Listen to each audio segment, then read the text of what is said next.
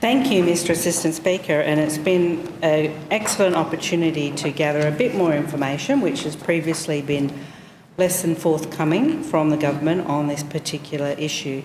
And I had welcomed, for the most part, most of Mr Gentleman's amendment with its calling on reports on the hospital and ACT government buildings to be made available.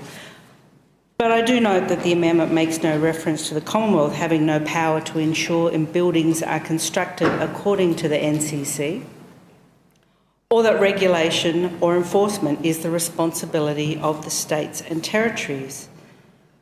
How, given our regulation and compliance regime, can non-compliant use take place in the ACT? That question is very, very valid. As I stated earlier, the issue is non-compliance.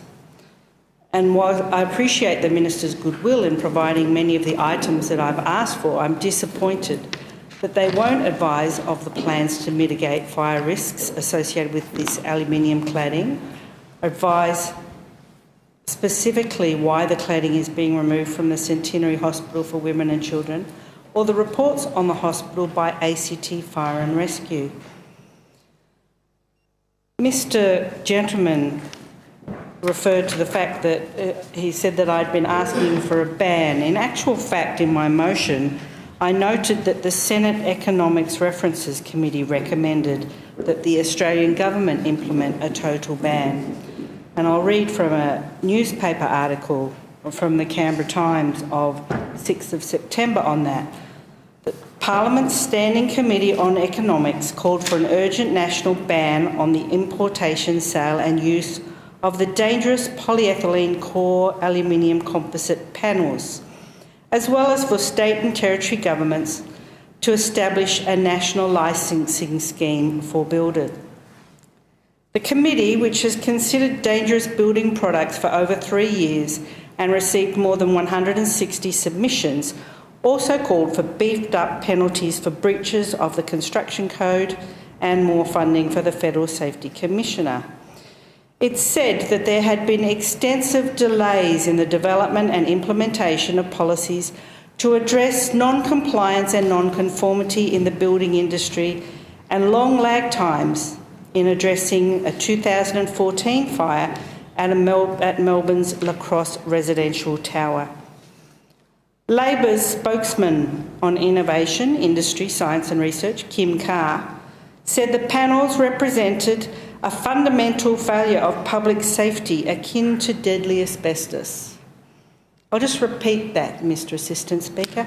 Labor's spokesman on Innovation, Industry, Science and Research, Kim Carr, said the panels represented a fundamental failure of public safety akin to deadly asbestos. He blamed decades of deregulation and privatisation and said that the use of the cheaper imported combustible products saved builders just $3 per square metre. And I could go on.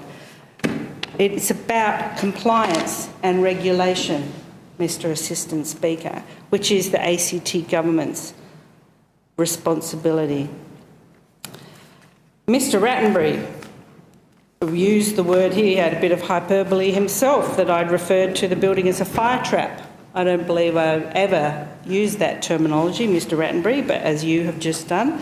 And in fact, I regularly visit the Centenary Hospital for Women and Children, which if I thought it was a fire trap, I wouldn't be visiting. The question remains the same as it always has. If it's safe, why are we removing the panels from the Centenary Hospital for Women and Children? If it's safe, why are we removing the panels? Both cannot be true. And including, in the case of the hospital, additional emergency evacuation procedures doesn't make the building any safer either. It's good to see that there are measures put in place in case of an unfortunate event, but that doesn't actually improve safety. This government, this ACT Labor Greens government, have demonstrated their contempt for the people of Canberra by failing to properly monitor the use of the aluminium cladding on buildings in the ACT. It's hard to understand why the ACT Labor Greens government has chosen to continue to install the highly combustible claddings onto their own buildings when, according to their own reports, they've known about these issues for the best part of a decade.